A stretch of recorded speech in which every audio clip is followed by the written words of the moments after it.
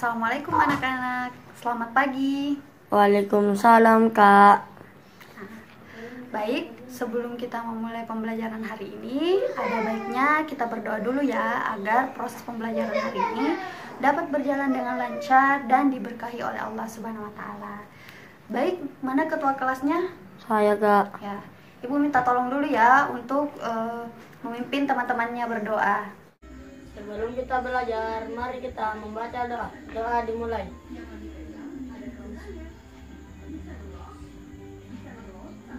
Doa selesai. Baik, terima kasih Putra. Nah, bagaimana hari ini? Semuanya hadir, Ji? Tidak, Bu. Kenapa? Ada yang sakit? Ada, Bu. Siapa? Ada si Farel. Kenapa Farel? Panas ki, Bu, flu. Kodong, kita doakan sama-sama ya, semoga cepat sembuh dan bisa kembali mengikuti pembelajaran seperti biasanya. Iya, Bu. Nah, bagaimana? Saya mau tanya dulu kalian semua, siap Ki terima materi hari ini? Iya, Bu. Ya, kasih keluar dulu pada di buku-bukunya, pulpen, buku, dan buku cetaknya juga supaya memang betul-betul menandakan bahwa kalian itu memang siap belajar, siap terima materi hari ini dari Ibu ya. Iya, Bu. Nah, menyambung dari pembahasan tadi temannya, katanya ada yang lagi sakit, ada yang lagi flu. Nah, jadi memang sekarang itu kita perlu jaga kesehatannya, karena apalagi dari musim peralihan seperti ini, dari musim kemarau ke musim hujan, pasti itu rentan sekali kita terkena penyakit. Jadi memang kita perlu meningkatkan daya tahan tubuh kita, istirahat yang cukup, makan yang cukup, biar kita terhindar dari segala penyakit, apalagi yang namanya penyakit flu.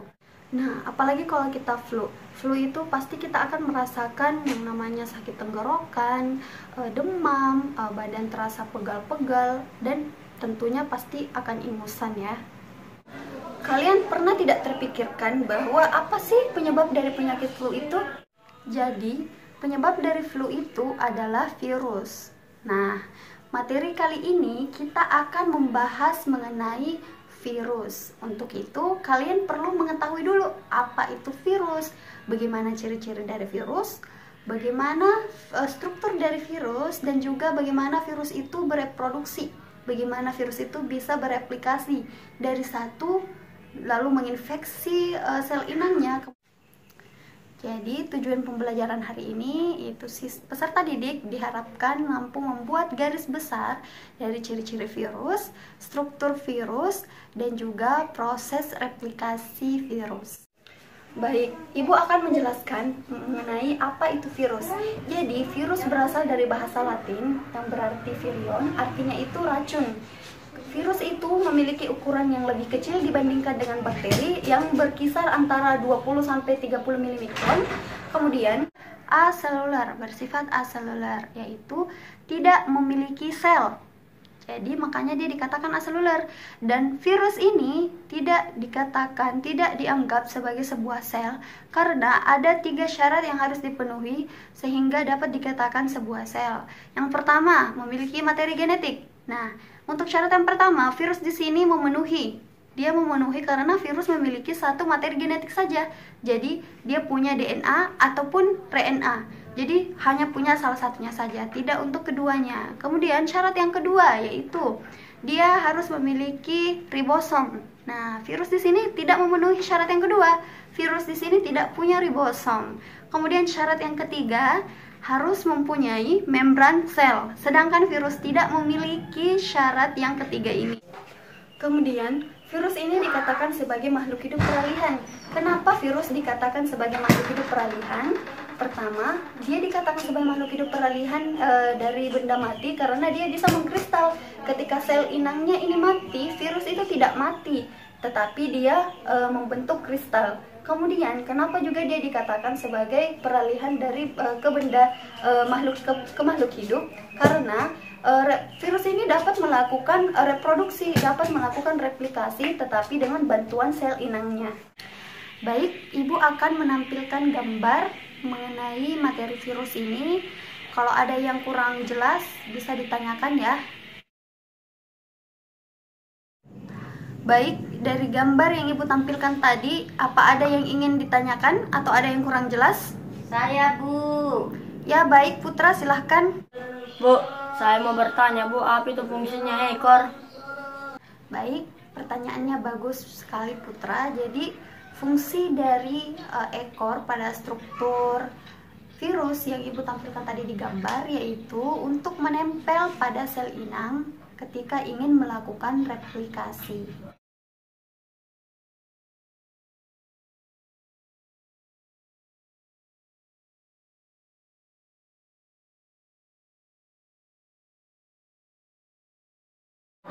Struktur virus. Kepala mengandung asam nukleik dan diselubungi oleh kapsid.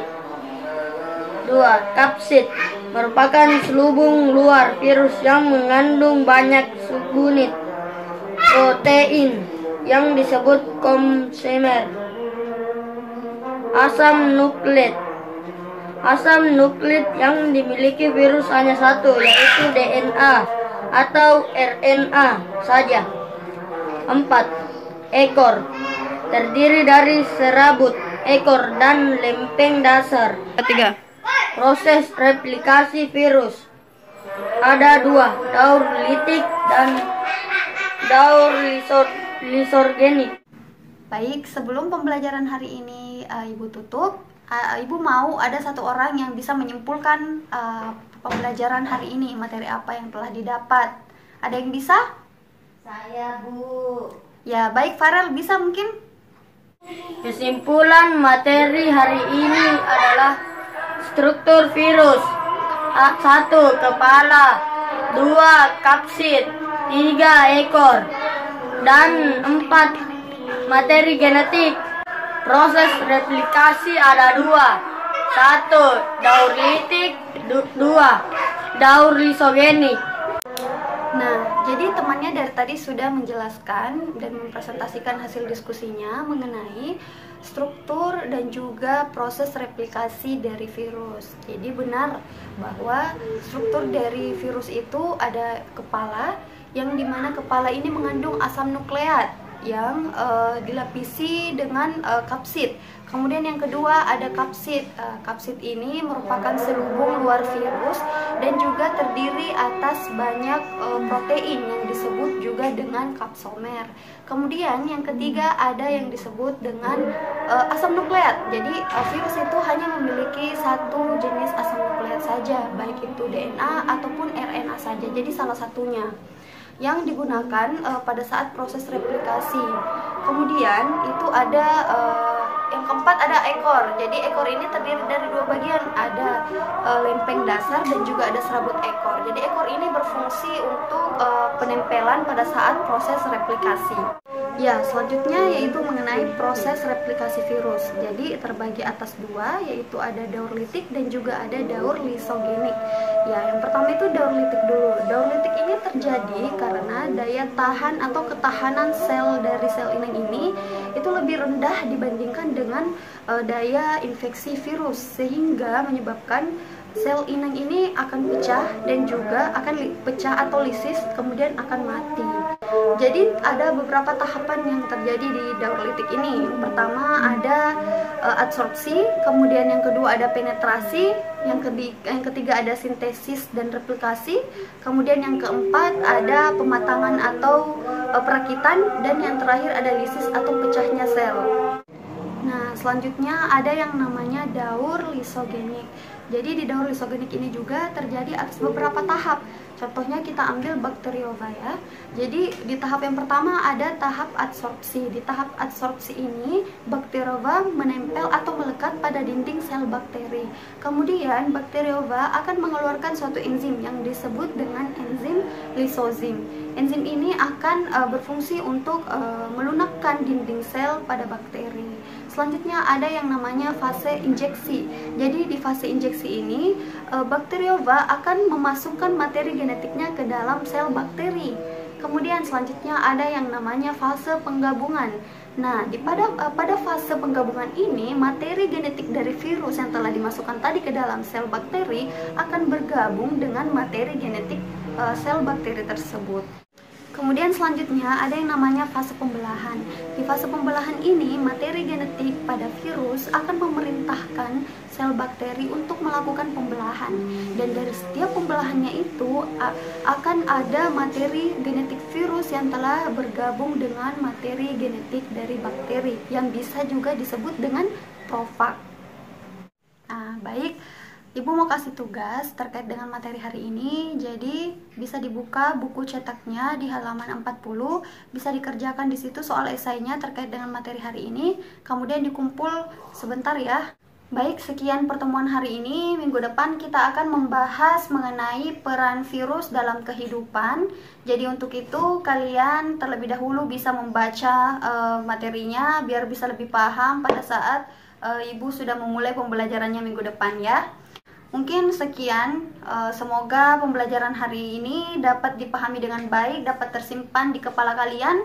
Jadi bukan hanya masuk di telinga kanan, keluar di telinga kiri. Semoga Ibu harap ada yang tersimpan dan bisa bermanfaat bagi kalian semuanya. Mungkin sekian, Assalamualaikum warahmatullahi wabarakatuh.